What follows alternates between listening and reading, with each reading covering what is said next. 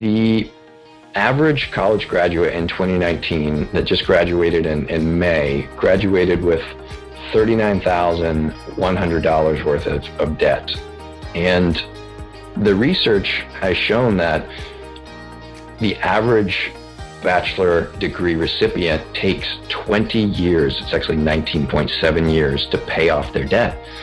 And what that means is there are colossal interest payments that add up over time that essentially just puts you underwater, that you can't recover from them. So the idea is, instead of going into that extreme amount of debt in order to get that piece of paper, there are so many other ways to do it. Welcome to the Secrets of Success podcast. I'm your host, Dr. Ken Keis. Well, thank you, listeners, as always, for spending your most valuable commodity with us, your time. Today's guest, Austin Laudenslager, interesting, as a millennial, he was an engineer and then just sold everything to become, as he calls himself, a digital nomad. But one of the things that was really driving him is central to the work that we do here at CRG, and that is, are you really engaged doing what you love, where there's meaning, where there's significant, where there's contribution?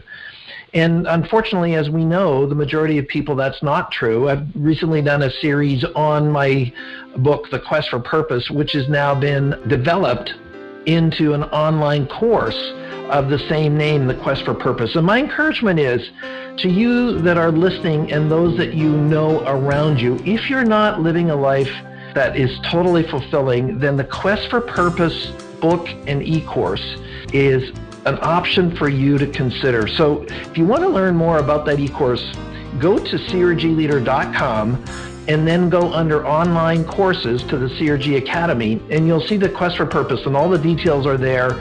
You get 4 assessments as part of it. There's a step-by-step process where I take you through really this idea of journaling and confirming what you really like in life, and why are you here? So why are you here? And so we hope to cover that and to give you a framework in that e-course. And if you are clear about your direction and you know somebody who is not, then do them a gift, a favor, help them to realize their potential by recommending the Quest for Purpose e-course. As always, if you like what we're doing, please pass it on, leave a positive comment on whatever platform you're listening on, let the world know about the secrets of success. So here's our show today.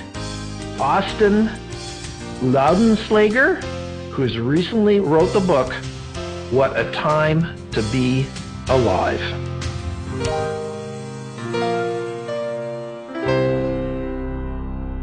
Welcome to the Secrets of Success podcast. I'm your host, Dr. Ken Keis.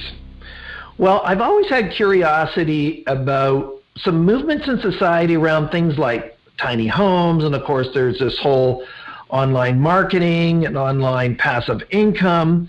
And we're not going to get into part number 2 very much today, but we're going to get into, where do people get their passions around it, and how does somebody even get into being a tiny home consultant? So welcome to the show, Austin Laudenslager. Now, did I say that your last name correctly? Almost. It's Laudenslager. Laudenslager. Yep. Well, of course, if I was your mother, I would say that. Hey, you're loud. Yeah, my dad always says they don't call us Laudenslager for nothing, because we definitely make a bunch of noise here and there. Oh, so we had some of that. Well, I'm glad that you have some passion, some energy. We'll bring that to the show today, of course, for our Secrets of Success listeners. So, Austin, first of all, thanks for hanging out with us today. Yeah, absolutely, Ken. Thank you for having me. You're welcome. So, Austin, we always like to get the background, the story, the journey of our guests before we get into their expertise and what they're doing now. So, where did you grow up? What was sort of your family like? And what were some of your interests as a teenager? Absolutely. So, I grew up in North Dallas, in a little suburb called McKinney. Moved there in 1999 when there was 30,000 people. Since then, it's been the fastest growing city in America many times, and there's almost 200,000 people there. So just a booming suburb, but got two brothers, two great parents, and most of the time spent growing up as a teenager was spent playing sports. So I was lucky enough to get a opportunity to go play Division I football at Rice University and get a engineering degree while I was there. So that was the middle part of my life, if you will. Now, before we go further, what position did you play in football? I played safety and special teams.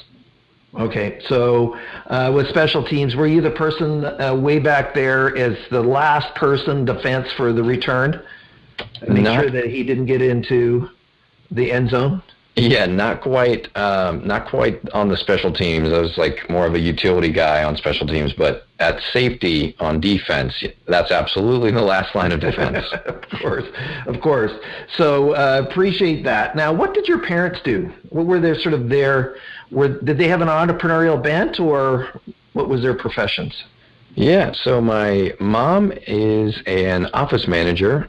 She has worked at a few different companies managing the books and managing, the cash flow and incoming, outgoing payments, etc. So she's got a really financial mind, a really mathematical mind. My dad is an insurance guru, so he's more entrepreneurial. He's got his own insurance agency, so yeah, he's more on the entrepreneurial side, but been in primarily the health insurance industry for as long as I can remember. Cool. Now, are your brothers younger or older? Both. I am in the middle. So I've got a younger brother 2 years below and an older brother about 18 months ahead. And do you get along with them? Absolutely. Me and my brothers are very close. We're very fortunate to have an awesome family dynamic and wonderful parents. And yeah, so older brother lives in Houston. He's in the oil and gas industry. He's an engineer as well. And little brother lives in Breckenridge, Colorado, doing the whole ski thing. Oh, well, and gifted that way. Well, awesome. Well, that's great. Now, you said you went to college in engineering. What did you do after that? After that, I went into engineering and construction in Dallas. So I worked for a national design build construction firm, which essentially means that we handled the entirety of the process from concept to completion for commercial construction projects. So a company would approach us with an idea. We want this 100,000 square foot warehouse. We want it to be approximately 4 stories or 1 story, whatever. They would tell us what the use was going to be, and we would take it from concept all the way to completion, handle the design, the permitting, the actual construction, and then the turnover to the client. So I was a project manager, and I was tasked with all of the actual work. So a 20-year-old getting out of college, and you're the project manager. How'd that happen? Yeah, so the company that I was working for only hires engineers from top 20 schools, and really puts a lot of responsibility on them. So it's, you're drinking out of the fire hose, if you will. And so it's a real sink or swim environment. So I learned a lot. I got a lot of great business experience, and really just progressed my career and my knowledge of the business world so quickly. And I credit a lot of my success today to that experience, because at this point I'm running, 3, 4, 5 companies. And while I was working, immediately after college for that 4 years, I mean, I was doing more than I'm doing now by far. But it really prepared me to really take the next step by myself. Now, I didn't clarify, Austin. What type of engineering degree did you get? Yes, so I was civil and environmental. Okay. Environmental's never used these days. Nope, not at all, right? So when you think about an environmental engineer, explain to the audience how that's, sort of different. How does that especially manifest itself in the marketplace? Sure. So my experience was revolving around sustainability. And I think this ties into my tiny home consultant business as well, because I'm very focused on sustainability and really minimizing the impacts on the environment. So that's You could talk about water sustainability. You could talk about the actual construction process, the materials and what you're using and how that's going to progress long term. But to answer your question, it's really trying to design a society that is environmentally friendly and really doing no harm. So that's, I hope that answers your question. No, cool. So obviously you're a lead consultant as well, or you're aware of that space. Yes, I am. I'm not certified, but I have a lot of experience in that space professionally from my career immediately following college, and then today we use a lot of those benchmarks, if you will, to recommend certain utilities and things to our clients. Cool. So you worked for this firm for 4 years. Then what happened? Yeah, so I burned out. It was too much. I was 26 going on 50 basically, and I realized that I didn't enjoy what I was doing, and there was just so many other things that I wanted to explore and experience, and I just wanted to really be happy again. I mean, I had all these aspirations growing up, right? I was always looking forward to this period of my life, and I realized that I was forever living in the future and wasting the present.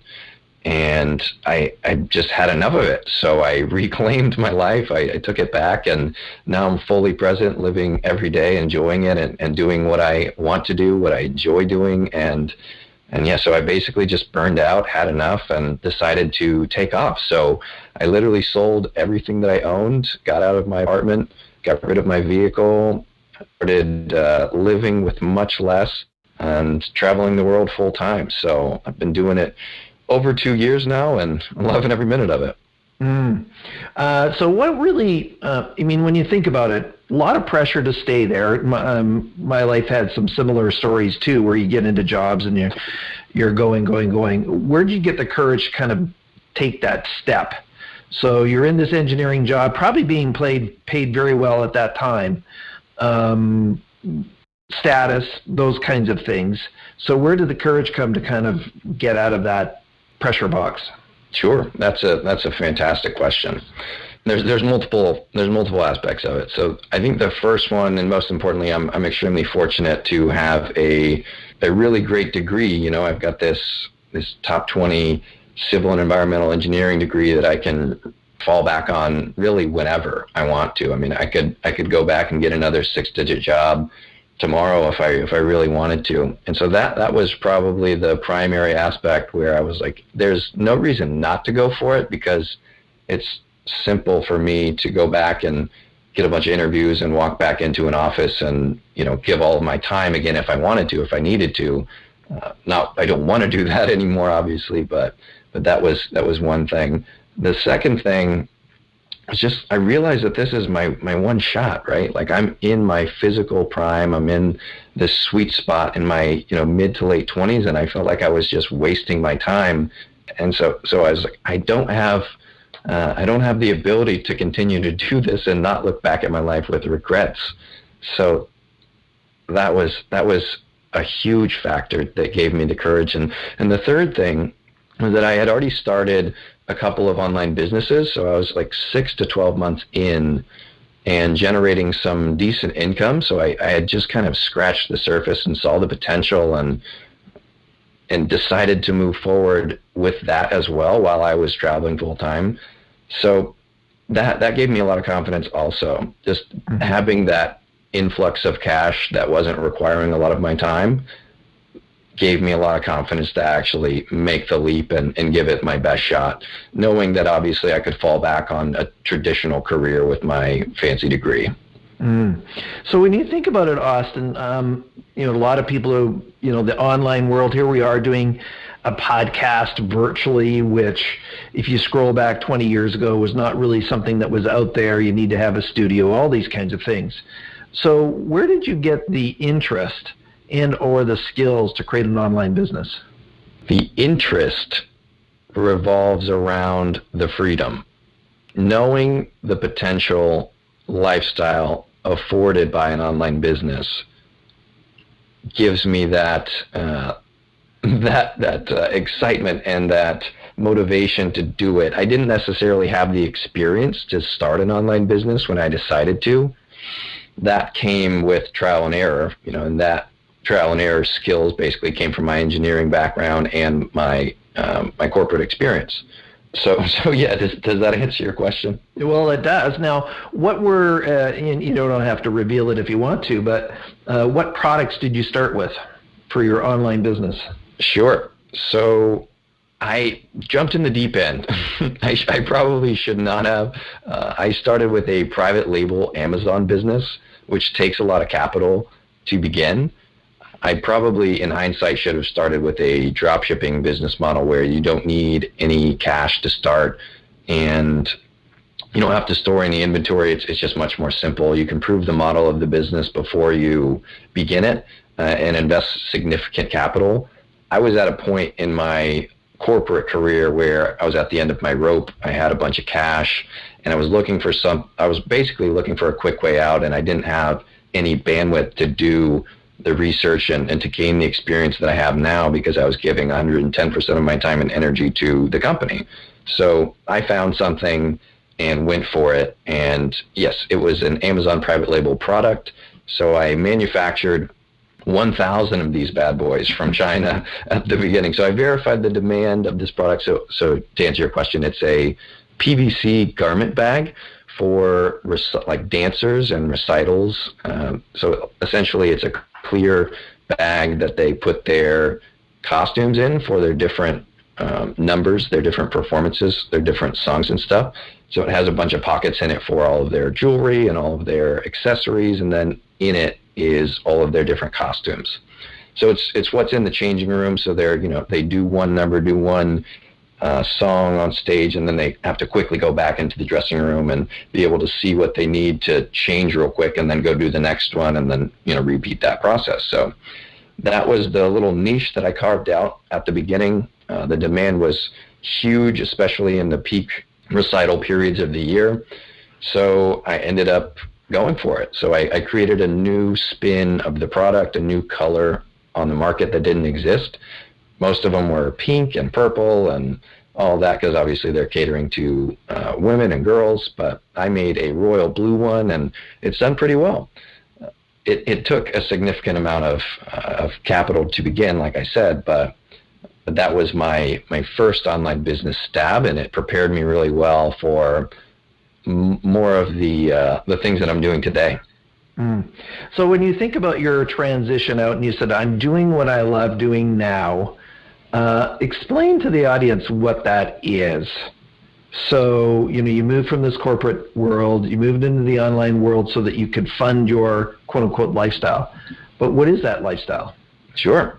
So the thing to understand about that is that I traded trading my time for money to generating mostly passive income in order to free up my time to do whatever I please and to do what I deem meaningful. So at this point, my decisions are not based off of money, they're based off of meaning, and they're based off of desire and excitement and fulfillment. So moving forward, I get to essentially do what I want to every day, and there's a lot of excitement and really like wonder that comes with it, because every single day I get to wake up and I'm not living the exact same day I lived yesterday and the day before and the day before like I used to. I get to travel full time and plan photography trips and outings that get me just pumped. And I get to help other people make similar transitions that I made, because I understand that gaining that time opens up your life to experience that fulfillment and that happiness, and to integrate all those amazing routines that you want to do. If you want to start yoga or start reading or working out every day and eating right. There's so many positives to gaining that time and that energy that really up your game in other aspects of life. So as I was talking about, the things that I get to do now are more so focused on meaning. So what I find really meaningful now is helping people gain that time freedom and that financial freedom. So I believe that time freedom stems directly from financial freedom, and there are multiple ways to get that. And so the way that I did it and the way that I advocate for others to do it is twofold. Number one, creating that passive income online. So with that, you solve your income problem and you gain time for other things. And so when you generate your first stream, you can immediately build a second and a third and a fourth and continue to outsource and scale and quickly make what you used to be making, giving all of your time. So that's one way to do it. The other way is to downsize, to scale down your lifestyle, which is what I call tiny living, which is also on the tiny home topic that we're going to talk about. But tiny living is more of a ideal. It's more of just a minimalistic way of consumption. And it's been revolutionary for me because the way that I was living was, yes, I was making a lot of money. I was in the top 1% of income earners, for my age in the corporate world, but I was also probably spending in the top 1% of people for my age. So the net that I was putting away every year was really not that great because the lifestyle that I was living had to be that high consumption mode because I had to justify working so hard. So switching it up, I now get to be on vacation full time, and I have a next to no cost of living compared to what I used to have. I mean, I'm able to scan the market for the cheapest flights available. I can scan the market for the cheapest apartments available. I get to visit all kinds of friends and family all the time, so that's been a huge plus as well. So there's just so many benefits to tiny living that I benefit from myself, and so those are the two ways. Well, of course, Austin, there was, and remind me, because you probably know, there was two guys that did this sort of semi-documentary of this minimalistic life. What were those guys' names? Do you remember them? I don't know their names. Like a Netflix thing or something like that? Yes. So you're talking about minimalism, the documentary. Right. I don't remember what their names are off the top of my head, but... Well, some of that has been coming anyways, and as a boomer, of course, and my parents grew up with nothing. I mean, they were in the Depression, they had zero, so then the accumulation of some assets came to the other side because there was complete poverty. But of course now, technology allows us to do what we never could do before, and you're taking advantage of that. So with that, what have you learned moving into this space? Because I've known some people who, quote unquote, have semi-retired, let's say, and they're beside themselves. They really are struggling with purpose and meaning because they don't have anything to get up to do in the morning. So how have you handled that transition, Austin? Great question. What I tell people in these situations, the people that actually do have that time but they don't have that purpose, is to find what pulls at their heartstrings, what makes them emotional, like what gets them off, if you will. Like you need to tie work, and not the traditional form of work, but you need to tie work to something that you find meaningful, something that you find very purposeful. And there are multiple ways to do it, but the way that I reference in my book to actually make this happen is by returning to your child, your inner child, and understanding what you wanted to be when you were a child. So I think those aspirations, those role aspirations, have significant meaning and ties to each person's purpose. And so I had multiple aspirations, role aspirations growing up that I speak about in my book. So there's three of them. The first one was a doctor. So the doctor role is a role that a lot of children aspire to be, and I think that it's tied to a purpose of removing suffering from others. So it's not necessarily to say that all these children want to become a doctor, but they want to remove suffering from others, and they're forever going to find fulfillment and happiness in doing that.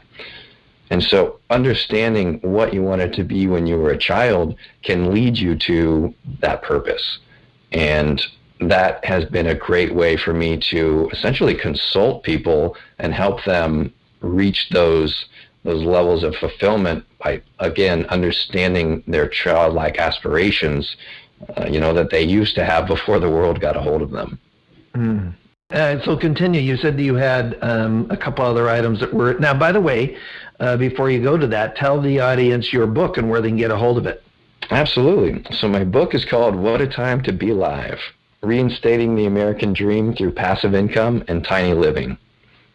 The best place to find it is on Amazon. If you search for What a Time to Be Alive, and alive has an exclamation point. So that's the best place to get it. But I released it in August of 2020, and within 2 months, it was an international bestseller in 8 countries and 7 categories. So it's done pretty well. Sold a lot of copies so far, and the response has been more than I could have expected. I really just enjoyed a lot of the people that have messaged me and have just gotten a lot out of it, and began to change their lives and just really kind of benefited from a new perspective, because I have so many perspectives at this point, having the ability to travel the world full time and implant myself into other people's living situations. So I'm really able to cherry pick the best of the world at this point to understand what I actually want to do and what's available and where I want to be and who I want to spend my time with, etc. Cool. So for listeners, it's What a Time to Be Alive. And make sure that we'll have all in the show notes and the link to the book there. So Austin, what were some of these other insights that you were talking about in the book that would be beneficial to the audience? Sure. So we've touched on one of them, and that's kind of the underlying theme of the book, is creating a life in which you don't have to trade your time for money anymore, because that opens the door for you to actively work towards your potential. So I think that the American dream initially was designed to give every single person, every single American, the opportunity to reach their potential. It wasn't about the opportunity to buy the latest iPhone and the opportunity to have a huge house and the nicest car. It was about people gaining the opportunity to do things that would be fulfilling and meaningful and fill them up with joy and gratitude. And that is what I'm trying to get people to understand and what I want to help people achieve, because there are so many ways to do it, but the formula that we're using collectively in America is wrong. We just think if I only had a nicer car and a bigger house and more clothes and more things, I would be happy and fulfilled. And that's the exact opposite thing that you should be doing. If you were flipping the script and going after purpose and fulfillment and meaning, those are the things that are going to lead you to that happy life that you've been dreaming about since you were a kid. And my book, I think, kind of just reframes the mindset that we have and really kind of, again, gives a new perspective about how to achieve that happiness and that fulfillment that everybody craves. Well, you mentioned something in your notes to me as the host here, and thank you for that, Austin. And Sure. I couldn't agree to you more when we think about consumerism and what it means and what it does. But let's go to the other side, where society. Now, remember, this podcast goes all around the world, so not just the U.S., but Canada, Australia, UK. We have listeners all around the world. Is this whole calamity called student debt. And so we have everybody wants, and by the way, I have a son that's nearly the identical age as you. So when we think about going to university or college, and that's the drive that many parents have for their kids, what would you say to individuals out there, going through it, or will be parents that will have kids? What do you think about education and just this whole, I'll even call it sort of corrupt amount of money that you have to get a 4-year degree? Yeah. What do you say to that whole situation? Yes. So I have so much to say on this subject. So, I went the traditional route. I did exactly what I was supposed to do. I did it well. I excelled at it. I got that six-figure job within a couple years of graduation, and it turned out to be exactly what I didn't want. So I wish that I would have had this information before, because taking out that debt to get that degree pigeonholes you into having to work for the rest of your life. So that debt and these numbers are extremely important. So the average college graduate in 2019 that just graduated in May graduated with $39,100 worth of debt. And the research has shown that the average bachelor degree recipient takes 20 years, it's actually 19.7 years, to pay off their debt. And what that means is there are colossal interest payments that add up over time that essentially just puts you underwater, that you can't recover from them. So the idea is, instead of going into that extreme amount of debt in order to get that piece of paper, there are so many other ways to do it. And what it boils down to is just having that knowledge and doing something that you love, right? So if that's the goal, like you're trying to gain this knowledge in order to apply it to something that is fulfilling to you, there's not a reason to spend that much money to get it, unless you know for a fact that you want to be a doctor or a lawyer or something like that, that you must have that degree. Like if you know you want to be an engineer, right?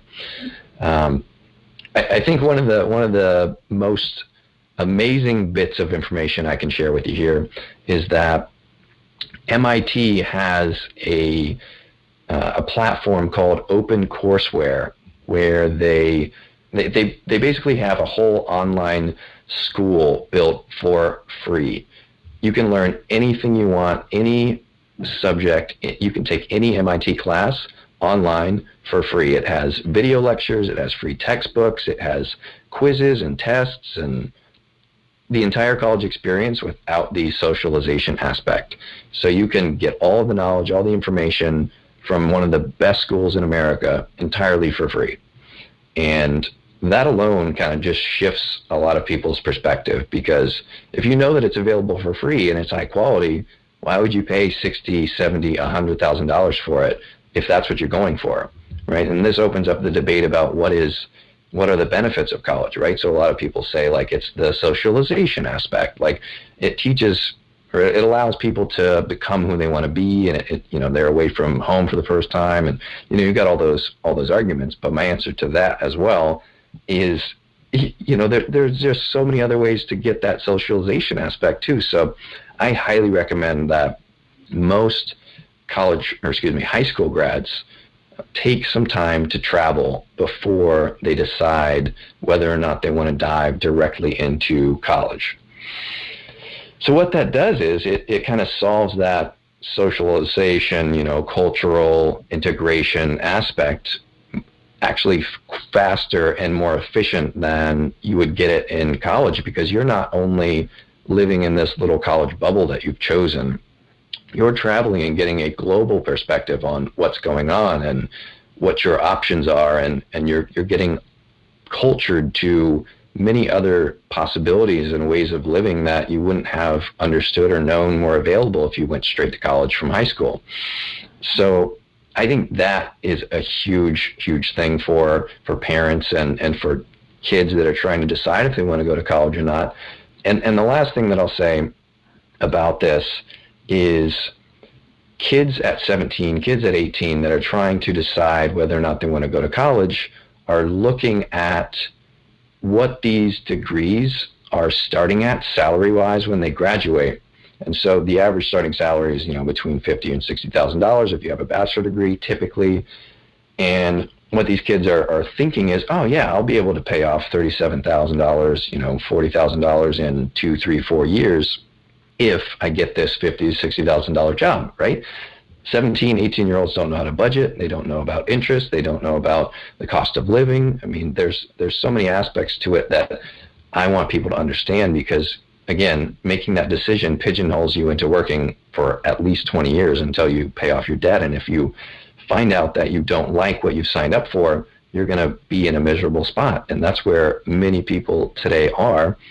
And again, having this knowledge before you make that decision is crucial, because you can go to trade school for next to nothing, get an actual skill, and then go into a job that you can make decent money at for a few years, and then use that money to do something else. I mean, you're not in debt. You have options. You have freedom. And the debt is crippling. And I mean, we're at $1.5 trillion in college debt in America at this point. And it's getting worse and worse and worse. And it's primarily concentrated in the millennial cohort. It's crazy that so many of us are just sitting at a desk waiting for their paycheck so they can send most of it directly to the government just to pay for their loans. And it's a huge, huge issue that I love to talk about, because I think that it's going to change. And I'm with you. And, here I am. I have a doctorate degree, but two of my degrees, and my master's and my PhD, were both non-traditional. So executive MBA and then a project-based PhD. So, traditional education and the brick and mortar is it has a shortened lifespan, if you may. Yeah. So it's not going to be there. And the reality is, a lot of these people have built kingdoms. And so, Austin, when you think about it, if I'm a tenured professor being paid $250,000 or $300,000 a year, what's the likelihood I want to change the format? Oh, very, very low. Like zero. So the politics behind it, of course, are driving it. However, the online world and what you're talking about is important. Just a stat for you as you go forward. There was research that said what percentage of parents want their kids to go to a school and get a bachelor's degree. It's just under 70%, 67%. And then what percentage of parents want their kids to go to trade school? It's 2%.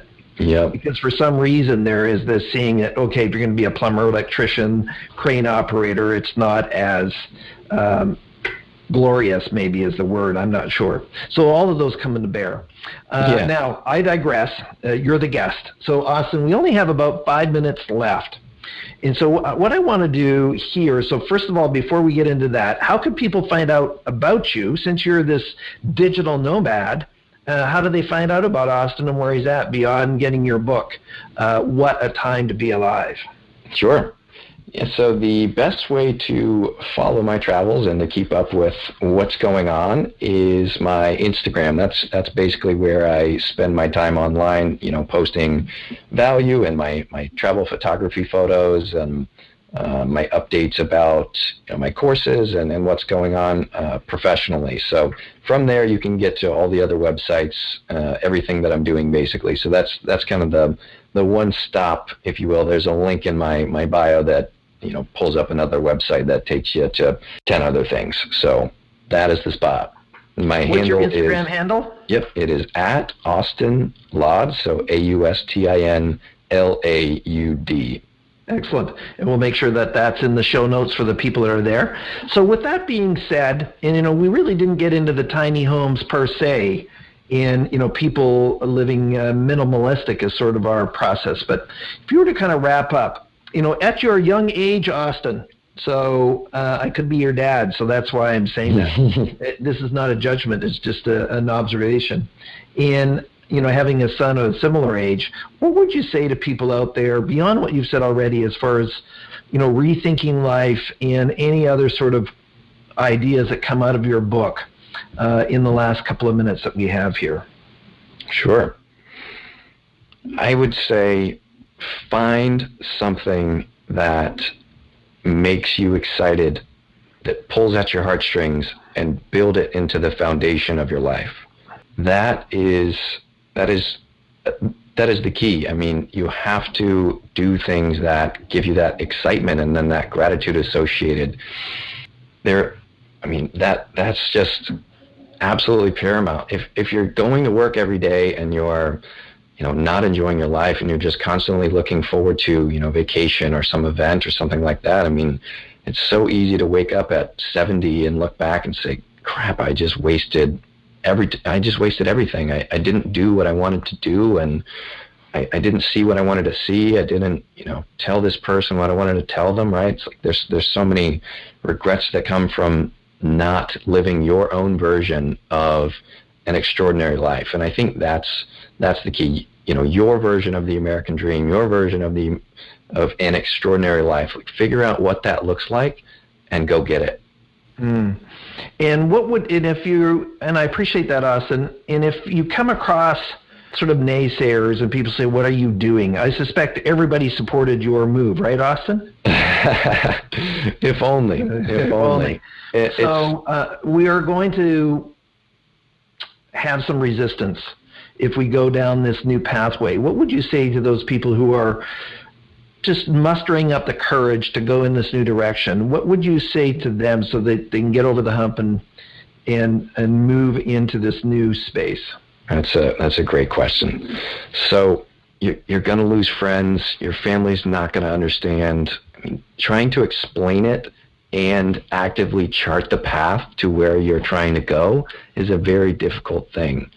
And, the naysayers are crippling, right? So for one, I try to keep my ideas to myself until they have become reality, until I'm at the verge of, them actually coming to life, right? So I try not to talk to people that I know are going to push back and not really understand it until I get to a critical point. And again, I think that if you're worried about losing your tribe or, losing friends and going through that membrane, if you will, I'll say this. I meet so many people all the time around the world when I'm traveling that I get to connect with that are like-minded and people that I would never have expect to have met. And so going in the direction that you actually want to go, you're going to meet so many new people and new communities and new resources and new mentors. I mean, there's just an amazing amount of synchronicity that will happen when you are trudging in the direction that you are being called to go. Yes, you're going to lose friends. Your family's not going to understand, but I promise it's going to all be okay. You're going to find your tribe, and that's the way to do it. Cool. Well, Austin, thanks for hanging out with us and that you actually made some time in your digital travels, your nomadic travels. Yeah, absolutely. With you to hang out with us today. Yeah, thank you so much again for having me, Ken. It's been a pleasure. You're welcome. Well, stay with us, Austin. So, Secrets of Success listeners, you've heard us talk about this many, many times, is that every single person on this planet has a purpose, you have a calling, you have an assignment, and Austin is really sharing with you a way to achieve that, in that a lot of times the constructs of life have hindered us to realize our potential and also to hinder our highest level of contributions. So again, think about that, take responsibility, and not everybody is going to be online with that. So if you like what we're doing, if you like our show, please pass it on, share it, leave a positive comment in whatever platform you're listening on. Thank you for spending your time with us. I'm your host, Dr. Ken Keis. Thanks for exploring the secrets of success with us. If you want to keep the momentum going, log on to crgleader.com. Scroll to the bottom and sign up for our inspirational emails. You can also take your success to the next level by following us on Facebook and Twitter and connecting with Ken on LinkedIn. We hope you have a great week and look forward to you joining us next time for the Secrets of Success podcast with Dr. Ken Keis.